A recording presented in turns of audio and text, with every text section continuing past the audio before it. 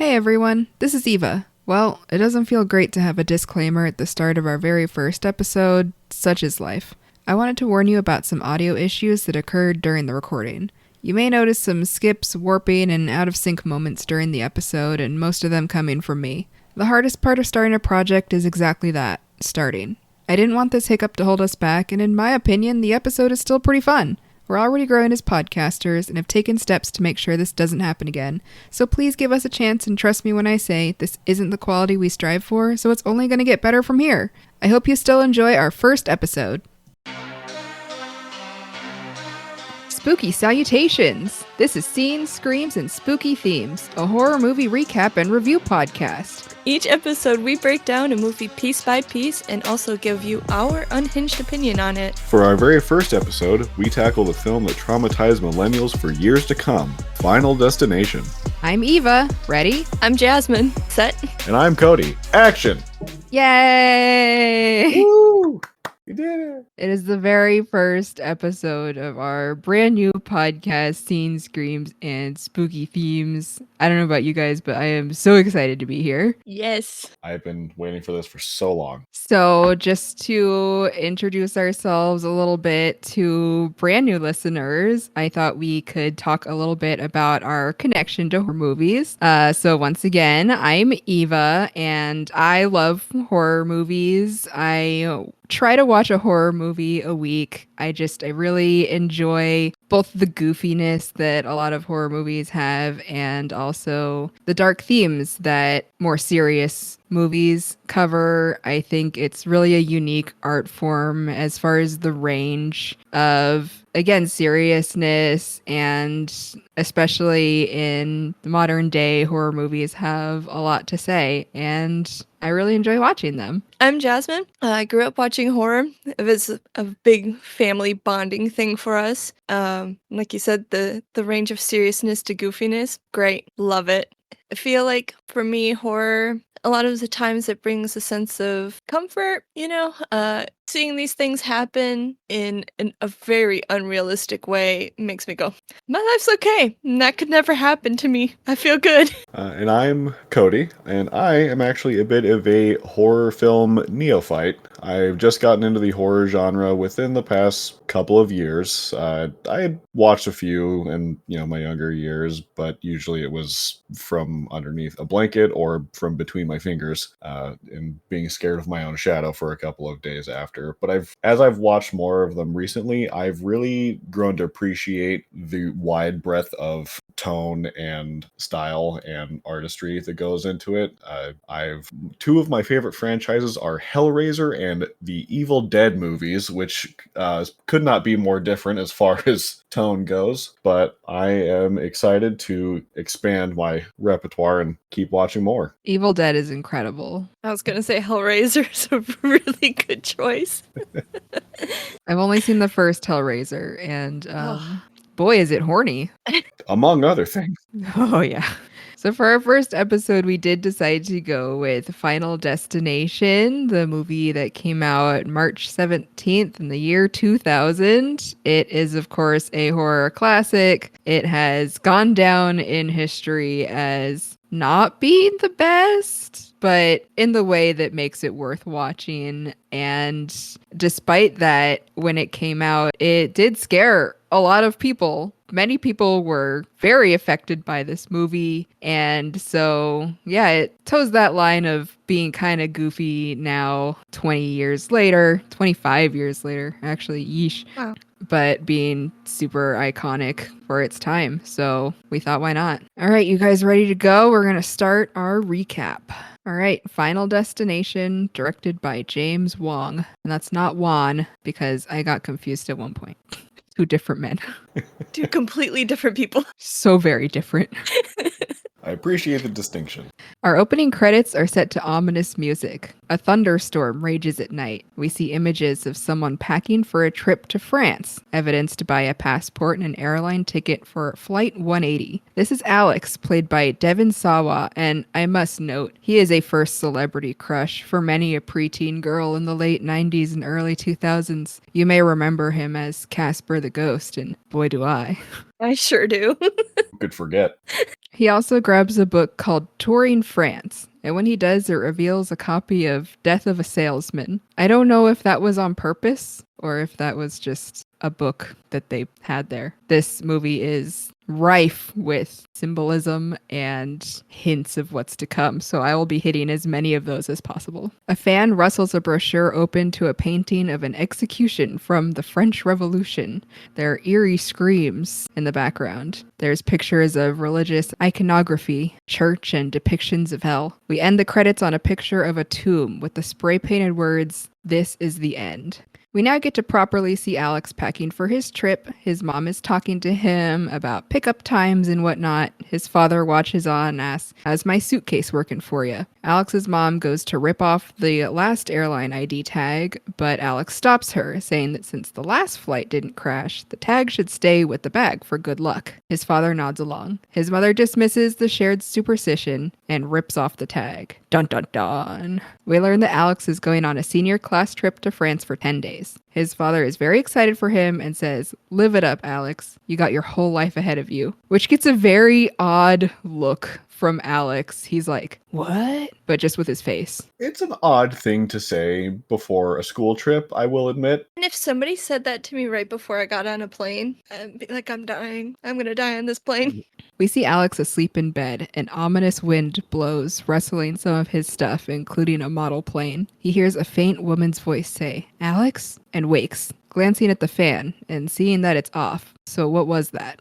The alarm clock shows the time, 1 a.m., until one of the 0 numbers glitches to change it to 180. It took them 5 days to get that right. 5 days? To do the clock? 5 to do the clock. That's crazy. I wonder what technique they were using that took them 5 days. That's incredible. Yeah, I'm not sure. I couldn't find anything. Well, it is a very cool transition where the 180 changes to the flight number on one of those display boards at the airport. So I wonder if it had to do with that. Mm-hmm. We meet more characters as they unload their baggage from the bus. Carter, a jerk jock, and his 2 pretty girlfriend, Terry. Billy is a bit of an outcast, but not as much as Clear Rivers. Hers is the only last name I included because, boy, were they not setting her up for success with the name Clear Rivers. Parents, think about it when you're naming your children. She looks very aloof and is practically oozing, not like the other girls. Alex is walking with Todd, his best friend who's trying to hit on some girls who ignore him, and Todd's brother George. Their French teacher beckons to the students, saying, "Allons-y en France." And Todd's father asks, "Does that mean go?" I took French in high school, and I don't remember 98% of it, but I can tell you that allons-y means let's go. I'll be honest, I only know it because of Doctor Who. Who says TV isn't educational? You know who doesn't know? The boys that are going on this French trip. Todd's father wishes them all well and tells Alex to take care of his sons. The students are kind of rowdy and excited as they walk through the airport. The French teacher asks who can translate a French announcement, and they all stare until Clear speaks up, translating that the airport does not endorse solicitors without ever looking up from her book, Tropic of Cancer. Very cool, Clear. A Hare Krishna solicitor hands Alex a pamphlet as they walk past, saying, "Death is not the end." The other teacher chaperone, Ms. Luton, shoos him away. We see Alex checking his bag. Airport security sure was different in the year 2000 because the desk clerk is just asking him questions like, "So you had your bag the whole time, right?" And Alex isn't even super paying attention. What a time. Oh, it was so chill. It is always fun to see older movies in an airport and watch them behave wildly different than how we behave now. You can no longer stop your love from getting on the plane just by going to the airport. You'll never make it in time. Alex is getting distracted by the ticking departures board. They don't work like that anymore either with the flapping plastic pieces, and it's very loud. I have actually never seen one like that because I am so young. Alex's vision hones in on the word canceled. The clerk gets his attention back and he finishes at the desk. She attaches a tag to his bag that says Final Destination, Paris, France. And that's the end of the movie because they said the name, Final Destination. Yay! I forgot to write a timestamp for the... I feel like that's a classic title drop. I appreciated that. It's always fun to see the name of the movie in the movie. And yeah, I'm one of those dorks that makes the joke, "Oh, that's the end of the movie." So the desk clerk points out that the departure time, 9:25, is the same as his birthday, September 25th. Now this is a movie all about connecting the dots, and this one seems like a reach to me. I don't know. I just feel like no desk clerk would ever notice that or point it out, and also is it that significant? And also it really freaks Alex out. Well, if it's a Midwestern white woman, sure. Oh, okay, yeah, see, I would know nothing about that. Do they love stuff like that? Oh yeah.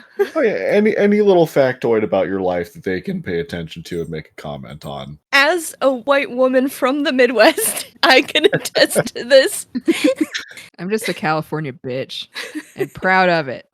The kids are still being hooligans in the airport as they wait to board their flight. Todd and George are siblings squabbling. Carter is both pushing people just because he's a dick and then immediately hardcore making out with Terry.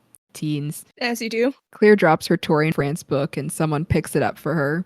When he hands it back, it's on a page that shows a picture of the car wreck that killed Princess Diana. That was interesting. Why is that in the book? Important historical matter. Yeah. It's a local tourist attraction. I guess so. I don't know. I don't need to see the tunnel where she died. Claire looks up and it was Alex that handed her book back. He goes to look at the plane out the window. Todd interrupts his intense stare to invite him to go take a shit, explaining that the last thing they want is to have to poop on the plane and then have a hot girl use the bathroom right after because it'll stink. Oh, to be a 17-year-old boy. Priorities. For some reason, this convinces Alex. And then next we get a weird overhead shot of the two of them in adjacent stalls, both sitting on the toilet. Art takes many forms. This time it took the form of a gratuitous poop scene. It was a choice.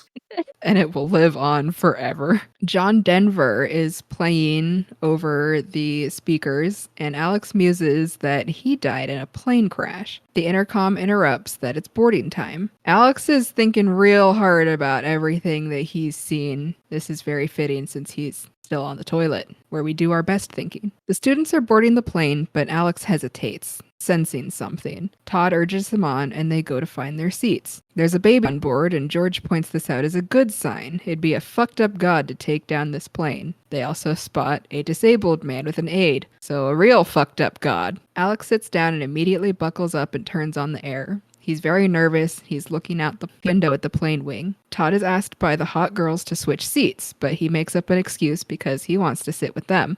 They ask Alex instead, who obliges and goes to sit with Todd, who is upset by this. Alex made the right decision, though, because they're more likely to remember that than Todd being a jerk. So, just saying, 17-year-old boys. Be nice to girls. Real quick, I want to point out, so the class boarded at gate 46, and that is the total number of students and teachers that boarded that plane. Oh, Ooh. another symbol. Yes. As Alex sits in his new seat, as he goes to close it, the latch breaks off in his hand. Todd is complaining about having to watch Stuart Little, and frankly, I think he's being ungrateful that he has access to a cinematic masterpiece. Also bros before hoes. Period. Billy is the last to board, just in time. The flight attendants are starting to prepare for takeoff. Alex is glancing at the emergency manual and also at Clear, who's in a seat behind him. This is the moment that it occurred to me that this is a bit of a fucked up movie to do, given all of the flight stuff that has been happening lately here in the good old US of A. Uh-oh. I was thinking to myself about how I'm not super afraid to fly. But as I was thinking about that, I was like, well, actually, a lot has been happening lately. Oh, I'm terrified. Yeah, a little bit. Cannot do it. The French teacher makes an announcement in French. Let the voyage begins cheer, clapping and raising their arms. No offense, but this was a very white people thing to do. Absolutely. The most enthusiastic group of high schoolers I've ever seen. That's the most unbelievable part of this entire movie. They would never be that excited. Mm-mm. Sometimes when I do fly with my partner, he will clap, and it's No. just to embarrass me. He does it just to embarrass me because I'm like, stop it. That's such a white thing to do, and I'm not white. I can't be seen with you. So sorry.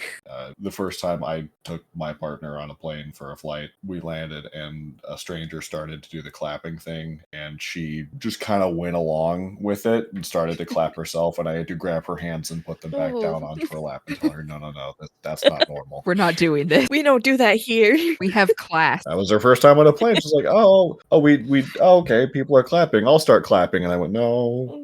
Put him down. Had to learn the hard way. Mhm. There's immediately a little bit of hurt. The passengers look nervous, but it passes and a few people chuckle. No, it's back and it's worse. Stuff is flying, lights flickering, people screaming, the air masks fall, and people are struggling to put them on. There's some kind of electrical explosion, and part of the plane wall breaks away, sucking out passengers still buckled into their seats. The plane is diving, and a fire breaks out. There's a splash of blood all over a wall. They don't really show how someone exploded, but I guess somebody exploded. And then the fire consumes the rest of the flight, and we see Alex burning alive. The effects on him burning actually kind of hold up. Yeah, they were pretty good. And that's the last time I will be saying that in this movie.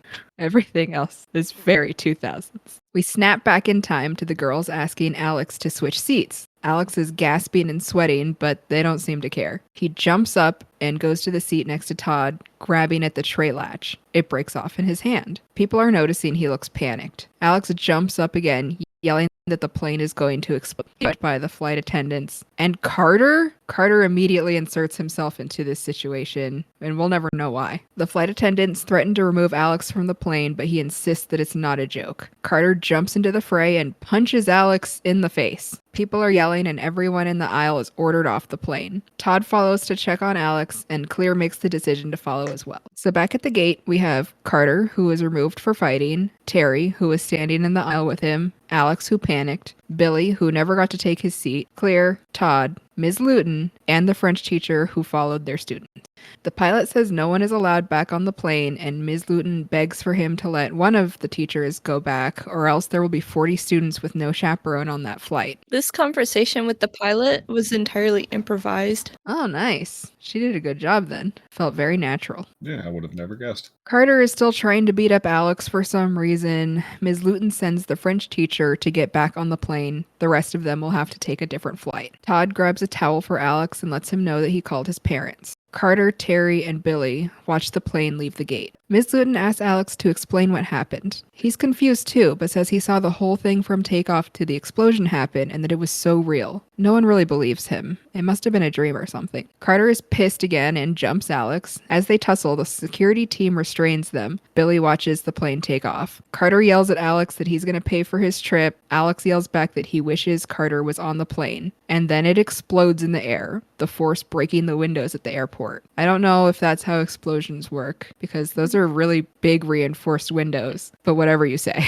Everyone stares at Alex, horrified. We see the group in a waiting room. They seem shell-shocked. Alex says he didn't cause this. Ms. Luton asks him if there are any survivors, and he's bewildered. How should he know? Clear says he's not a witch. A group enters the room. People from the safety board, but also the two best-named FBI agents in film history, Agent Ween and Agent Shrek.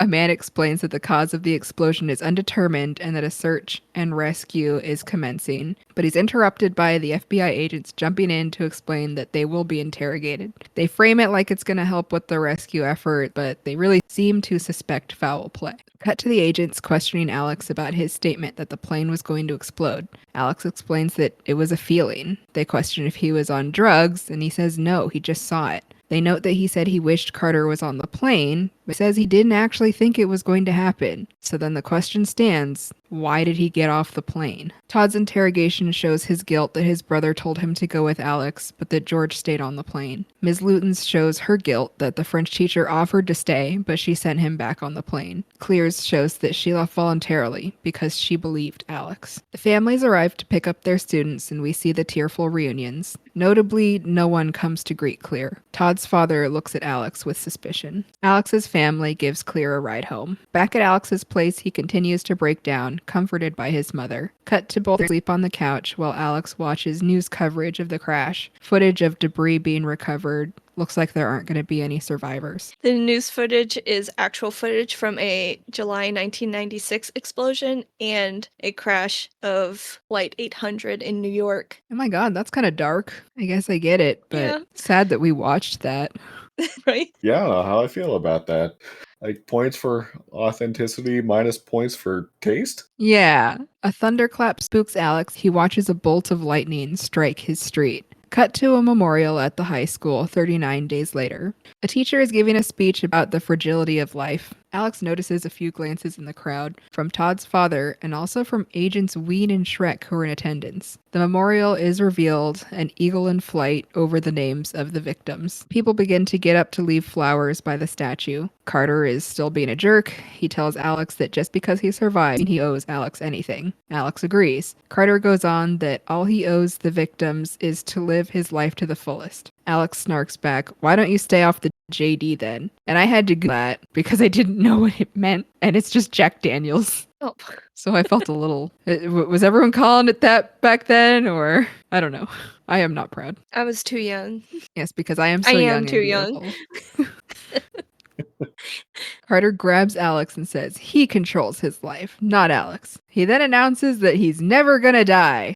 Big claim. Terry looks apologetically at Alex, but doesn't say anything before she walks away. Billy tells him that he passed his driver's test, but got the lowest passable score. Alex goes from glad to see a friendly face to annoyed. Billy says the examiner told him that he's going to die young, and he asks Alex if that's true. Alex is pissed and tells Billy, "Not now, not here, not ever." Billy smiles and leaves, only to come back and ask if he should ask out a girl. I don't really get why everyone is mad at Alex about the plane crash, but I do get why Billy thinks that he's psychic.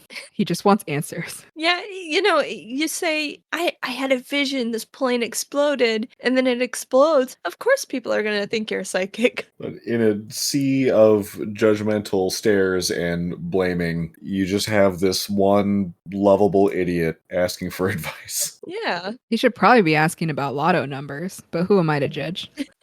Alex chases him off again. Ms. Luton is crying as she lays down her flower and Alex comes up to talk to her. She immediately tells him not to talk to her because he scares the hell out of her and walks away. That's rough. That is rough. She should know better. She's a teacher. She is a teacher. She's supposed to be the mom. Todd comes up with his flower. He seems awkward around Alex, but they admit they miss each other. Todd's father has been keeping him away from Alex. But Todd suggests that when his father gets over this, they should road trip to the city and catch a Yankee game. Alex agrees, hopeful. Todd leaves, telling Alex to take care. Clear steps up from behind Alex. She's thankful that she's alive because of him. She hands him her flower, and a photographer snaps a photo real quick and then darts off. I don't know who's taking photography at this thing in that manner, but they're acting like the paparazzi. I was going to say the paparazzi. That's exactly who it is. This is just a nice, sad student memorial. But what if we can make money off of it? We did see Princess Diana photos earlier, so. Claire walks away while Alex is turned. Alex then looks at the flower in his hand. Todd reads a statement that really reveals why this movie is so scary for teens. Most teens don't really think about death as something that can happen to them at any time. They imagine it in a far-off future. Cut to Todd in his bathroom at night. He's looking at himself in the mirror when a breeze comes in through the window. He closes it, but the breeze continues to make its way through the bathroom, closing the door. We get an incredibly unnecessary shot of Todd's leg as he takes off his pants to sit on the toilet, making this the second weird toilet shot of the movie. But then we zoom in on the toilet water line, which begins to leak. Back at Alex's place, we see that he has been researching the crash with a ton of books and maps and diagrams strewn about. He's reading something when he notices the fan is rustling the newspaper on his desk. It's a picture of Clear from the memorial. Are we shipping them? I think this is our first hint to ship them. It may have been a sweet moment because he picks it up to look at it, but then he puts it down, looking away, and then gets out a porno mag. It is no longer a sweet moment. Todd is dry shaving a spot of nothing on his chin. Who dry shaves? Do you guys do that? Do you shave, Cody? I mean, Not like that. He really saw maybe what could have potentially been a hair and decided, no, that's unacceptable. why not pluck it? Let's dry shave a single hair. Yeah, why not pluck it? What is this, Predator? Not sweaty enough.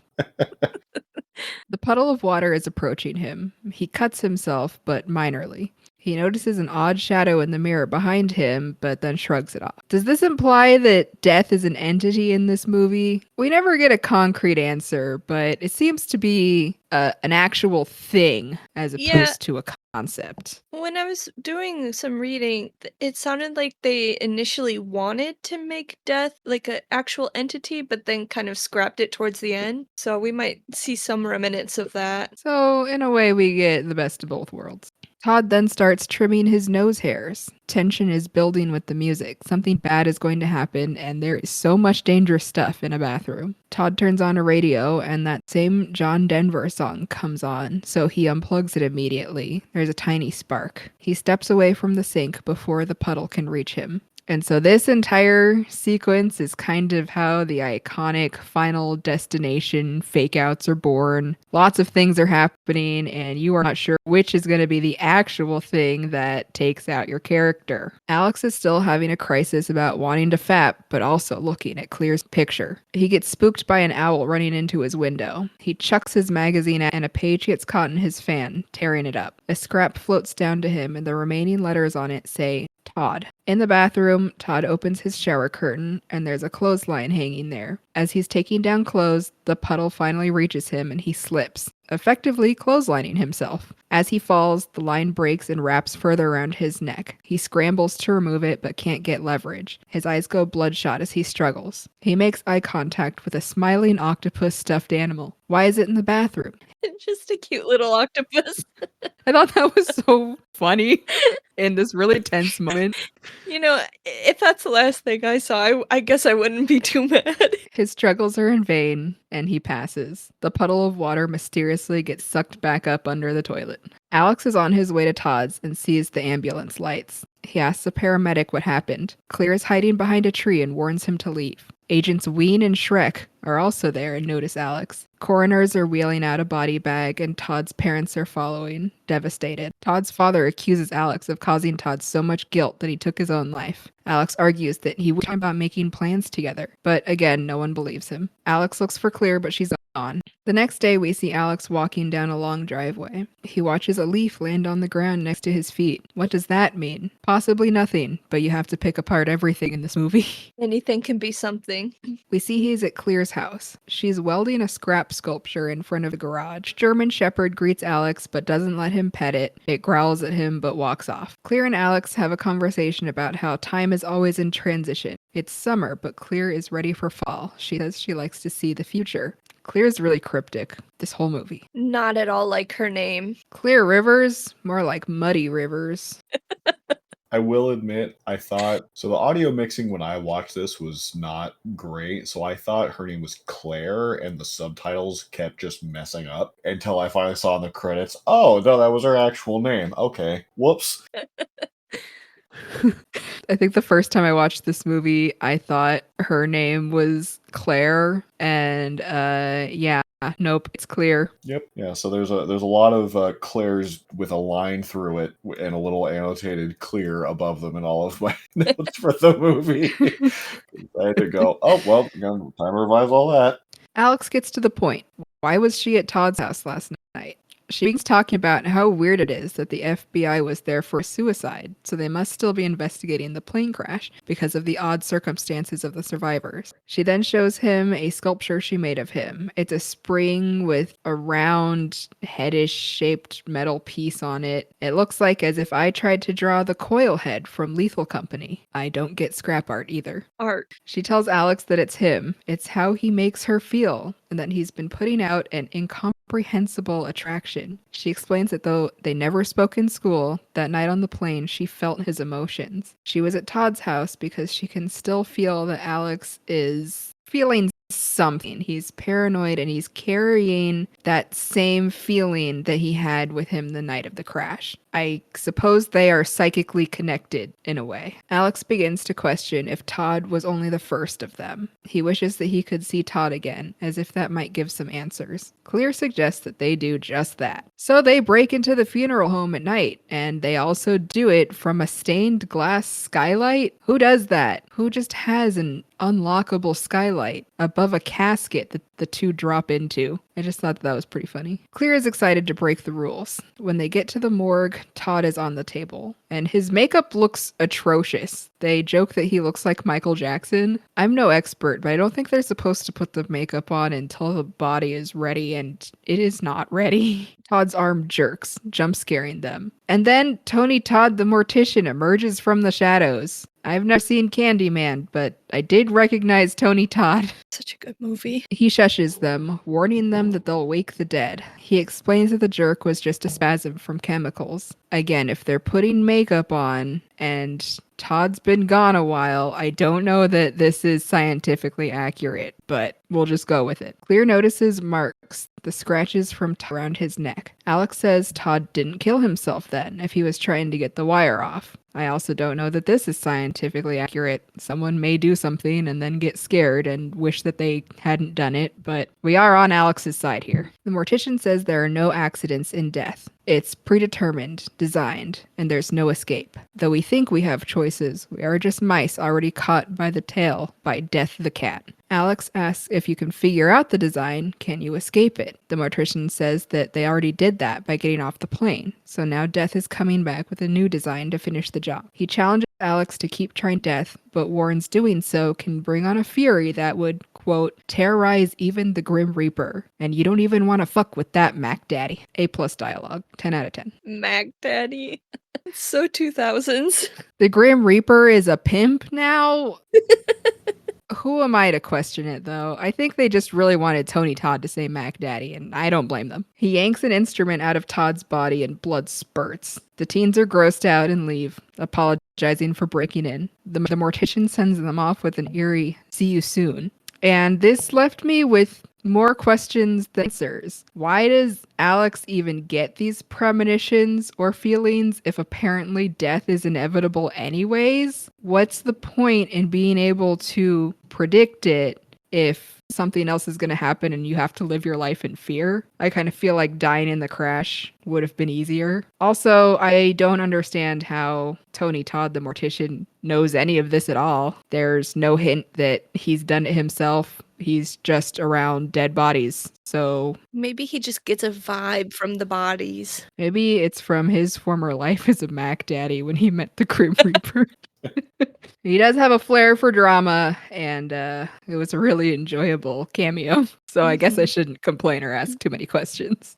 I will say, his name is spelled with only one D, and in German, Todd means death. So I thought that was a little neat. So maybe he does have a little connection. Dear future parents, if you like the name Todd, please include the second D and don't accidentally doom your child.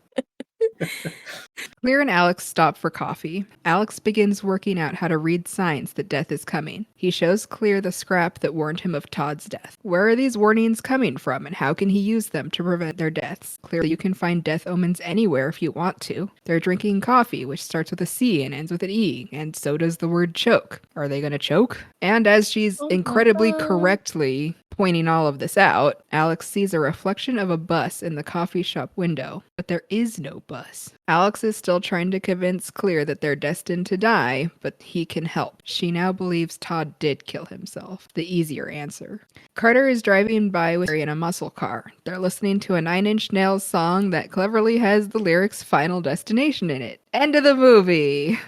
We've come full circle. Carter is staring at them and Terry begins to look nervous. Billy also happens to be riding his bike down the street. Carter makes a wild U-turn, nearly hitting Billy and causing a small crash. He walks up to Alex and Clear, and Ms. Luton happens to exit the coffee shop at that moment. Carter points out that this is a little reunion. He asks Ms. Luton when she's moving, and she says in a few weeks. Turns out she doesn't want to stay in town anymore. Alex starts trying to warn the group that they're in danger, but Carter talks over him, trying to guilt him that Ms. Luton, his favorite teacher, is leaving her hometown of Alex. They look like they're going to fight again. Terry interjects, yelling that they can't let this plane crash rule over their lives. She tells Carter she's moving on, and that if he wants to waste his life beating up Alex every time he sees him, he can just drop fucking dead. Before she has even finished speaking the words, she is hit by a bus, splattering blood all over the group.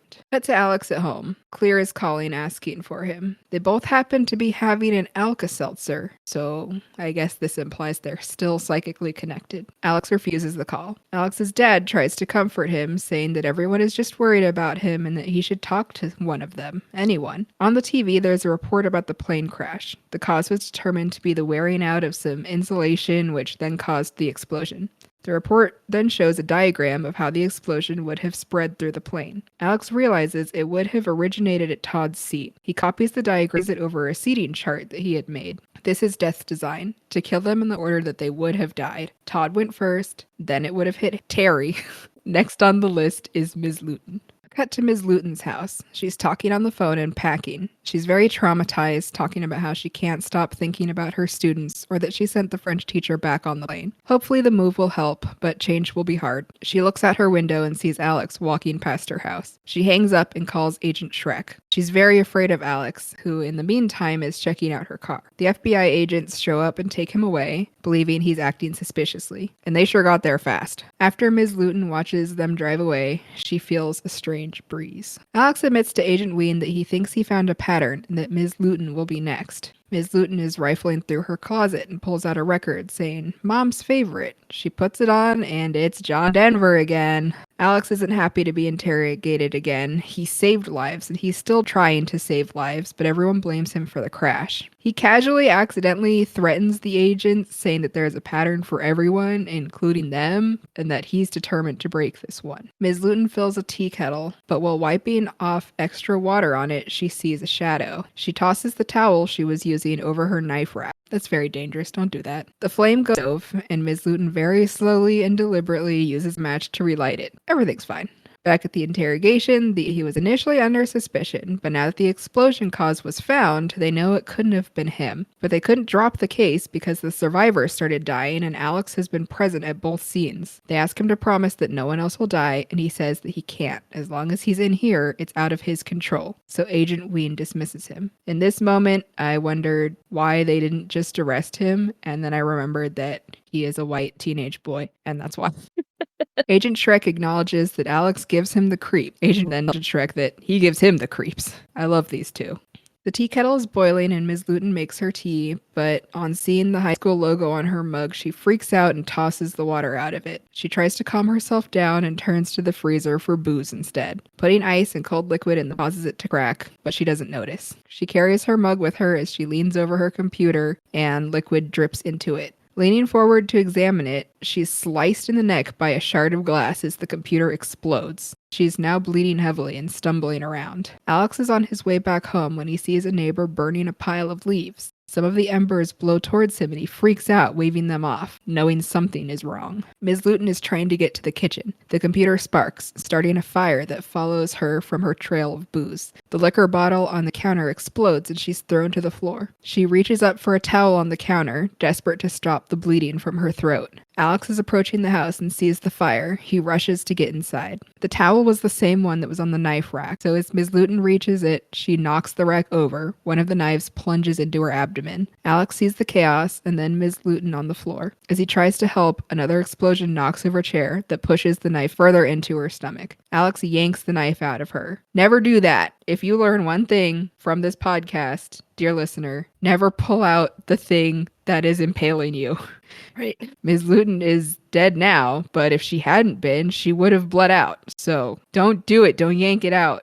Alex books it out of the house, leaving a footprint behind. Billy is passing by and sees Alex run out of the house right before it explodes. At least the evidence will be gone, right? Alex flees the scene, leaving Billy. Cut to Clear being questioned by the agents. She tells them that she doesn't know where Alex is and that he won't talk to her. They leave their info in case he comes by. Billy is riding his bike to the memorial statue when he's almost run over by Carter again. Carter begins to carve Terry's name into the memorial, saying she should be on it too. Clear comes out of the woods, and Carter asks why she asked them all to meet there. She says she's being watched to see if she goes to Alex, so they're gonna take her to him. I don't get that logic. Just because you're with other people doesn't mean you're not being watched still. I think it kind of takes some suspicion off of her if they go as a group. Carter doesn't want to go until Clear reveals Alex knows who will be next. Carter is driving very recklessly, which makes Billy nervous. They reach a beach state park. Clear sends the boys to one end while she starts here so they can meet in the middle. She finds Alex on the beach pretty much immediately, so maybe she already knew that he was there and wanted some alone time with him, but I don't know. They don't say that blatantly. Without turning, Alex wonders aloud if Flight 180 is still up there somewhere, safe in flight. Clear tells him that as a kid, she used to worry a lot about her parents dying. And it came true. Her father was killed in a robbery gone wrong. Her mother was never the same and married a dick who isn't interested in Clear, so her mother also lost interest. She also imagines a place where her father never stopped in that store and is still safe, along with Flight 180. She tells Alex they can't give up. This is the end of that beach scene. I have a couple of things about this scene. So first, there was a real beach that was used with like a couple of trees placed along the roadside to make it look like she was kind of like walking through a maze. Once the shot kind of got close to Alex, a set was used to stop the sounds from the water from making it onto the soundtrack. So there was a bit of a weird romance subplot that ended up being deleted from the final cut. This scene ended with them kissing, and Clear later finds out that she's pregnant. In the script I saw, it was fully like a sex scene. Yeah, it was. Do you want me to say that? I wasn't gonna Yeah. say it. Okay. Yeah, say it. Call them out. Make everyone uncomfortable. Well, kissing leads to babies, so. No, we've said fuck already. It's too late.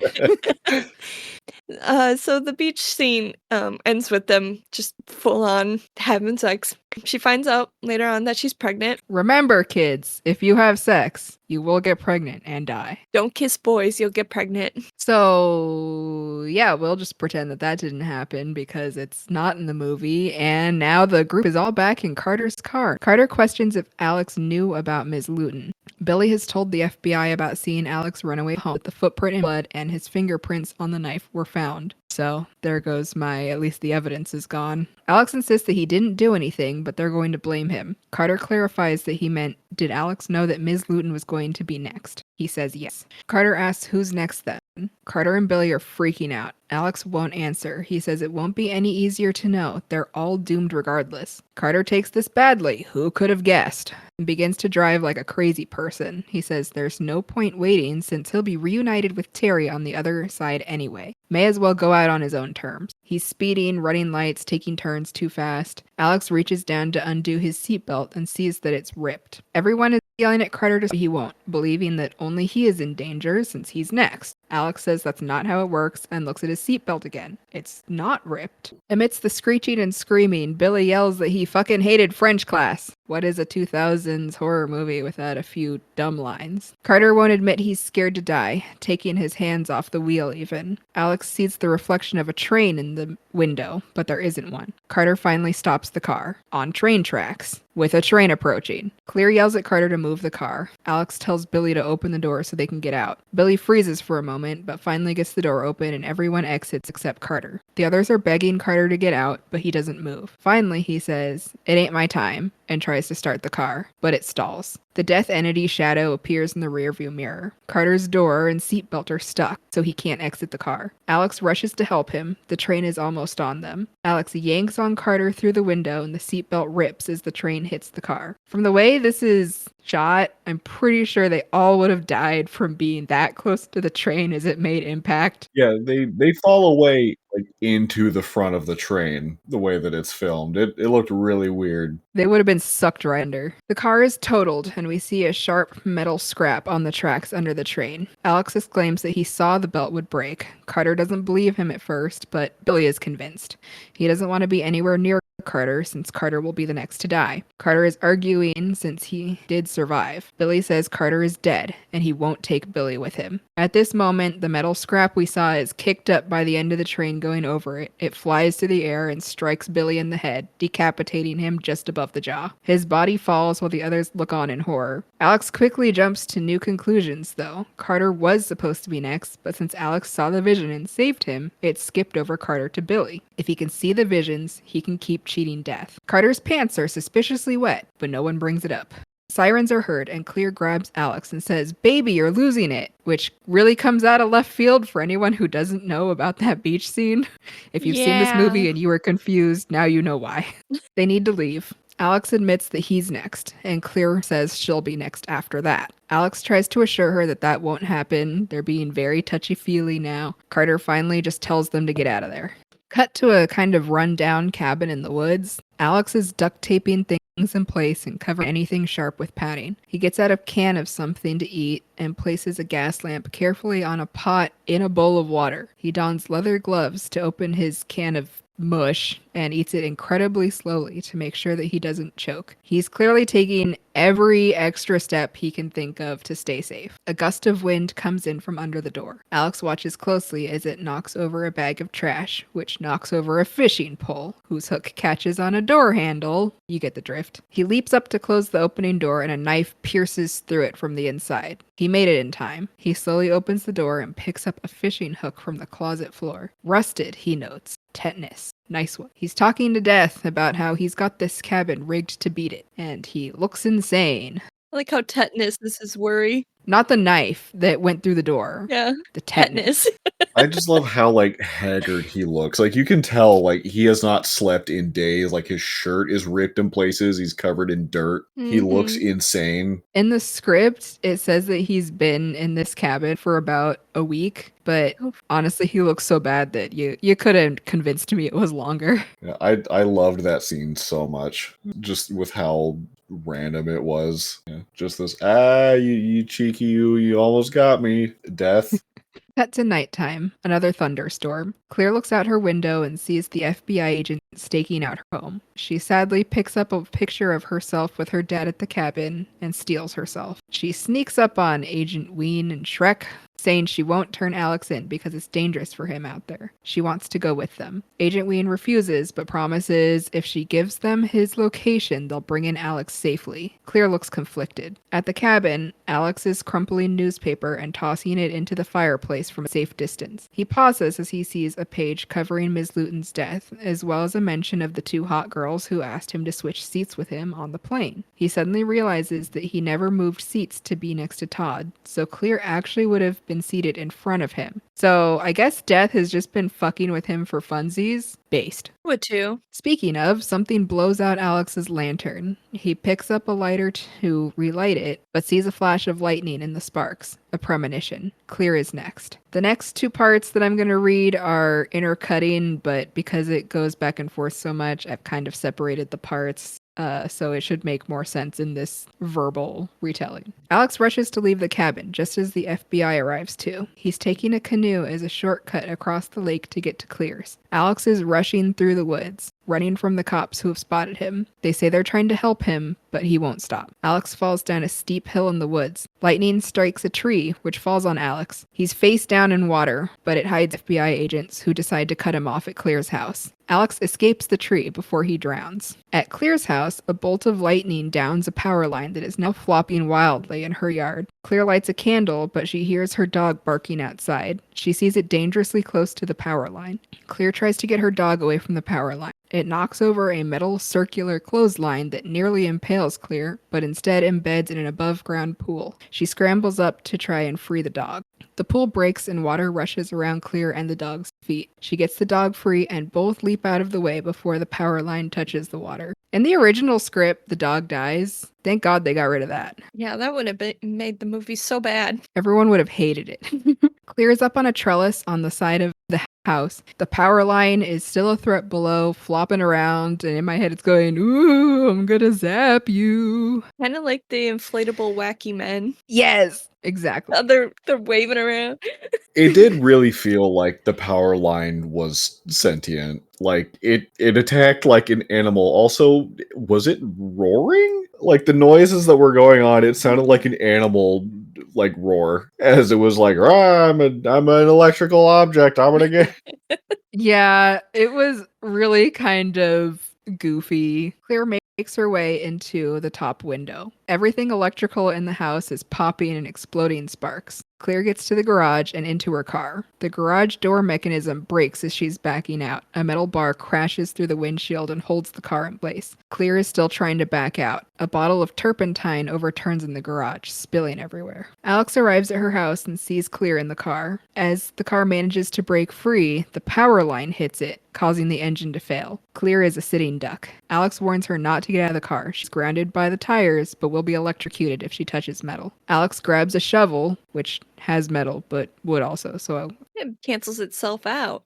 he tries to beat the wire away. He does manage to send it flying, but it lights the spilled turpentine before bouncing back and flames erupt around the car. Alex makes a decision since the car is now in danger of exploding. He tells Clear that she knows what to do. He can only hold on for some, but if he does this, then she'll be skipped, so it's the only way to cheat death again, and he's not going to let it beat them both. Clear begs him not to, sobbing. Alex tells her he'll always be with her before grabbing the live power line.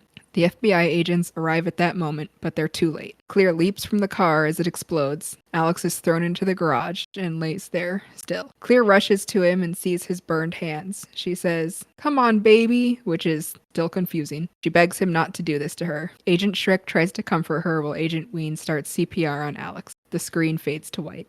We see a long hallway, which is then revealed to be an airline boarding gate. It's 6 months later. Carter and Clear are grabbing their bags, saying they can't believe they finally made it to Paris. Alex pops onto screen, saying that he can't believe they got on a plane again. Everyone's alive! Yay!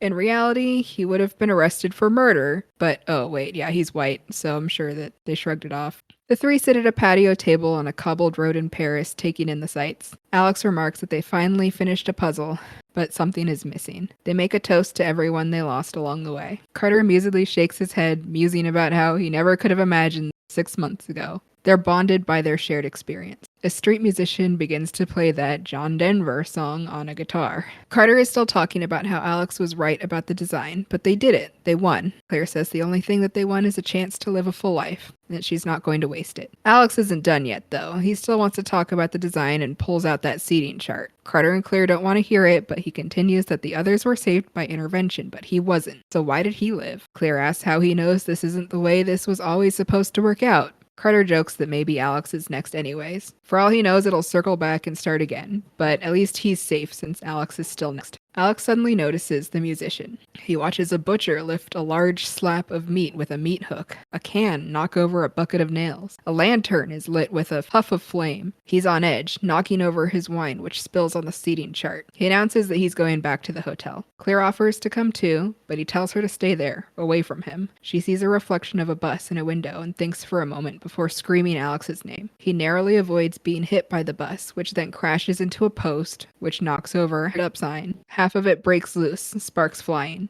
The sign falls, swinging on its lines straight towards Alex, until Carter tackles him at the last moment, knocking both of them to safety. Carter stands, shaken, says he was right about Alex being next. Alex says that it just skipped him then. Carter asks, who's next then? From behind him, we see the sign swinging back towards him, about to make impact. Credits. And a surprisingly upbeat credit song, too, considering how we smash cut from Carter about to be splattered. But we're all having a good time. Doesn't that make you feel real good? Just a Ooh. wholesome movie. I'm so happy to be alive, unlike you. Mm-hmm. So that's the end of the Wow. movie. What a movie. So, Jasmine, do we have any more fun facts that you want to go over? We sure do. There is an alternate version of the scene of Alex saving Clear from the wires. He dies from electrocution and catching fire. She has the baby, names it after Alex, and with Carter, she creates a plaque for their 5 dead friends at the memorial. Carter laments that Alex never got to see his son, and Clear assures him that he does and that she feels his presence every day. This was obviously cut, and the romance between them was used in the sequel, minus pregnancy. I'm glad we didn't end with a baby. Yeah, I don't really like those subplots, especially in this kind of movie. Not my thing. No. It is weird that they got rid of the main subplot, but there are still hints. Like this being my first time watching the movie, the moment Clear calls Alex baby, I kind of had a head tilt moment of, huh? Yeah. When did this happen? There was a couple moments like that where I had to kind of look things up and go, why this though? Yeah, it would have been nice to have a little bit of elaboration on their relationship. It was weird. They could have just had them kiss on the beach and be done with it, but they didn't do that. They are clearly dating at the end, though, so I guess we have Yes. that. Okay, so Jeffrey Reddick is the creator of the entire Final Destination franchise. But I found it kind of surprising he's only worked on a handful of them, like 3 or 4 of them, I think, which I thought was kind of interesting. Huh. I think this will explain some things about this movie overall. James Wong and Glenn Morgan both worked on X-Files, and this was originally pitched as an X-Files episode. The agents were placeholders Ah, for Scully and Mulder. That makes so much sense. and they named them Weed and Shrek. Yes. This explains the creepy line. James Wong, the director, also directed everybody's favorite Dragon Ball live action movie. That was just pure art. Pure art. This also explains a lot. Clear Rivers was actually named after an assistant of Glenn Morgan and James Wong. There's a real Clear Rivers. There is a real Clear Rivers. I'm so sorry, girl. The outside of Miss Luton's house was built in 5 days, and the residents of Vancouver apparently really did them to blow it up because it was a nice house. Sorry, Vancouver. The scene of Devon Sawa sleeping, he was supposed to pretend to sleep, but in reality, he slept for 4 hours.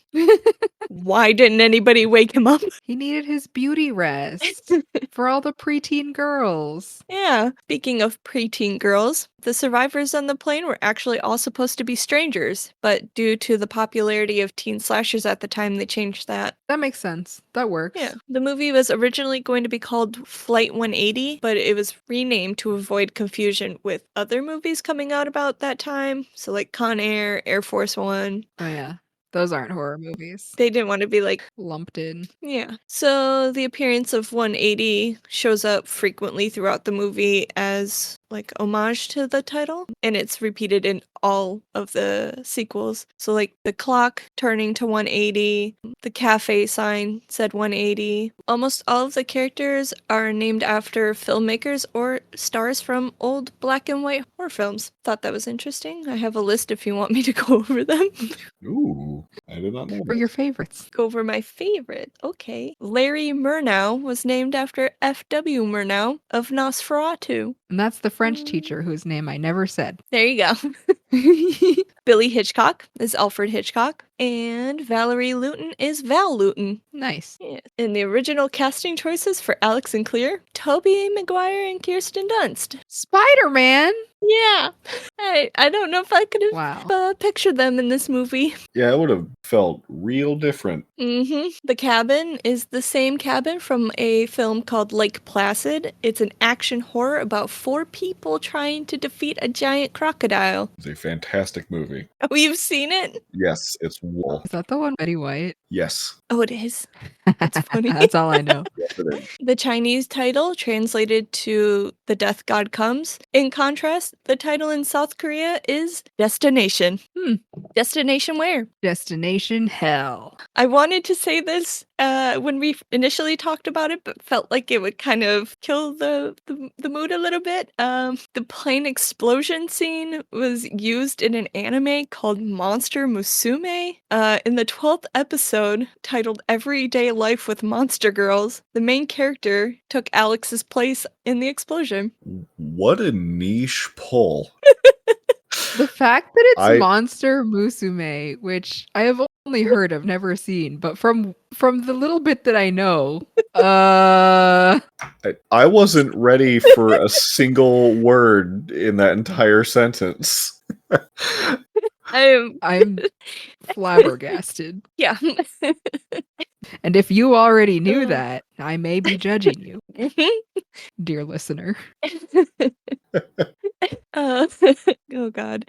The Alka-Seltzer scene was originally a lot shorter. It had to be extended as test audiences were still recovering from the initial shock of what had just happened. Yeah, I can see that. Yep. I mean, 2000, you don't really expect this. Yeah, it happened extremely suddenly and then just kind of smash cut to couch.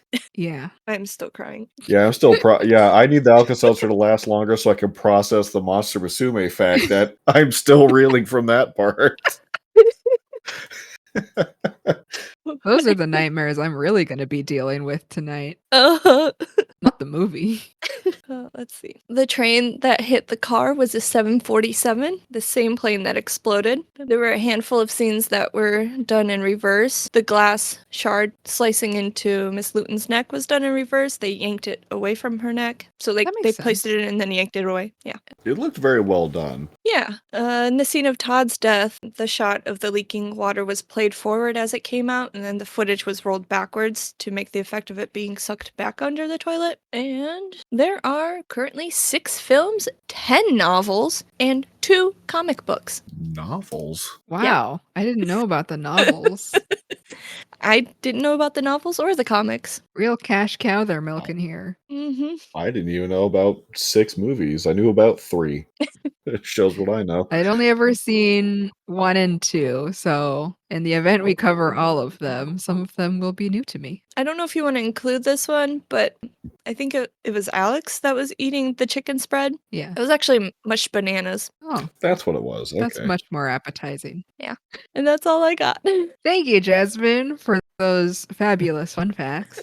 And now we turn to Cody. I believe you have some. So, talking about some of the concepts and themes present in the movie, none of us are kidding ourselves. This isn't it's no Hereditary. We'll give it that much. Actually, just yesterday, I was checking out of the grocery store, and someone was asking what plans were, and I said, "Oh, we're doing a horror podcast. We're covering Final Destination." He goes, "Oh, those movies are hokey," and I went, "Oh yeah, I'm not." Expecting, but he said they were good fun, and he was right. You know, first time viewing this one, it was a good fun time is how I would describe, but thoroughly enjoyed it. But it did provoke a few thoughts. First and foremost, I did appreciate how much time they gave each of the characters processing the accident on the plane. I thought that was, I don't want to say lovingly well done, but it was kind of neat to see, especially in this time period of film where it's kind of just, okay, bad things happen and then everyone just is kind of fine the next scene. So seeing like Miss Luton's, obvious trauma dealing with it with her escapism. You mentioned Todd's speech about not really expecting death to be today. It seems like a faraway concept. And so seeing all of these, pretty young kids having to come to terms with their own mortality very, very quickly, it's kind of interesting to watch. I very much enjoyed Alex's obsessive research and kind of loss of his sanity as the movie went on, mainly just after Billy's death, kind of ignoring the fact that we all just watched someone get decapitated and he's spooling his hands around his head trying to figure out more of the equation while everyone is trying to read through to him was a little entertaining. And then, of course, trying to wrestle with trying to change one's own fate and there's the stone in the river analogy is what I first thought of, if you toss a rock in a river, the water will just course correct around it and still flow in the same direction. There's a kind of a paradox of if you take an action to change something that was foreseen, does that action, is that accounted for? Does your own actions change the outcome in the end? So it was kind of a fun little game to play of like, okay, are they actually setting up their own fate as they see it, or are they actually getting out of the way? So it was fun to see what was going to happen for real and what was a fake out, which I did enjoy all of the little fake outs that happened just before each death. Probably one of the most iconic parts of Final Destination series is those fake outs. Makes the movies a lot more fun. Oh yeah, I think Todd was probably the most time and effort put into it from the looks of it. Of okay, he's got the razor. Okay, that could go wrong. Okay, he's holding the nose clippers and really just getting in there into his nose. You can almost see his brain by the end of it, and then the water creeping towards his foot with the outlet. So I didn't know what was going to be real and what wasn't. I was not expecting clothesline in the shower. Is that a thing that was in showers? I've never seen that. I had never seen that before, and I hate to admit that even knowing what would happen, I kind of thought to myself, I could use that. I want one of these. Yeah, I like that you touched on a lot that they knew who their audience was going to be for this, teens, and they dealt with how teens really would like react to this situation because teens think that they're invincible. I mean, they even have Carter say, "I'm never going to die," which maybe, someone's not actually going to say out loud, but you definitely meet a lot of kids that definitely think that at the very least. Oh yeah, I thought I was invincible when I was 18, 19. I was like, nah, I'll be fine. All it takes is one bad accident. Kids are stupid, and that's why, because they aren't thinking about this stuff. And that's how kids always will be. All right, so that brings us to the end of our coverage of the movie itself. So I think it's about time we get into a letterboxd review. So every time we cover a movie, we are a short letterboxd review to post, and we will discuss here live what our ratings are going to be. So we're going to rate on a scale of 1 to 5 because that's what letterboxd uses, both a quality and a scary rating. So I think we should start with the scary rating. We will add up all of our numbers and then divide by 3. For scary, I'm gonna give this a 1. It's not scary. It's goofy, it's unrealistic, and you see everything in Alex's visions, so it did not scare me whatsoever. Yeah, I think a 1 is pretty fair. There's no really tension building or anything to make you feel like something bad is really going to happen. Like you said, we see all of the potential badness to come, and just doesn't really do it scare wise. I'm in agreement, considering I found myself more excited than I was scared of upcoming scenes. I would also say a 1 for scariness. So we are in agreement. That's going to be a 1 on our scary scale. And now we will do a quality scale. So I am going to be generous and give this a 2.5 because I did have fun watching it. It's fun when you know what you're getting into, and I will likely revisit it again in the future just because it's goofy. It's more of a comfort horror than anything else, but it's not good. So 2.5 for me. Ooh, I think I'll have to. That's hard. This is a hard one. Go with your heart. My heart says a 3. All right. I think them taking something that was meant for X-Files and turning it into a whole movie is pretty cool. And, I can definitely see and feel the vibes from it. And I appreciate that as a huge X-Files fan. I will also go with a 3. Is it a Hall of Fame type of movie? No, but I thoroughly had a good time watching it. And I think anytime I watch a film and I leave going, yeah, that was fun. I'd say that was a good solid 3. You know what? I'll be extra nice. 3.5.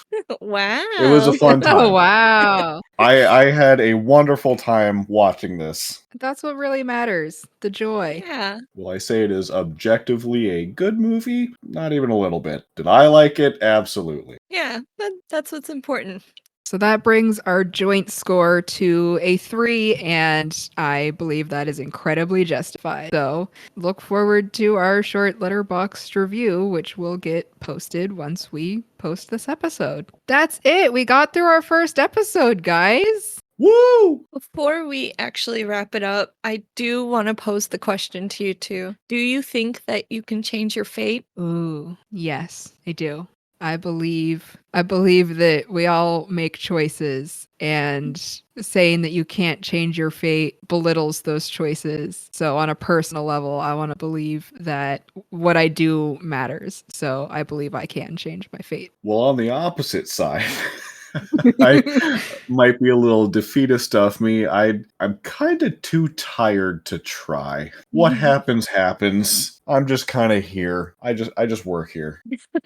I'm just That's fair. part-time. Yeah, that is fair. If it goes well, cool. If it doesn't, well, then it's not going to be my problem for very long. What about you, Jasmine? Can you change your fate? Oh, Merida did, so I think I can. I'll be shooting for me own hand. I'm sorry, that just came out of me. I was not in control. Thank you so much for joining us for our first episode, hopefully the first of many to come. This has been Scene, Screams, and Spooky Themes, Take 1. That's a wrap.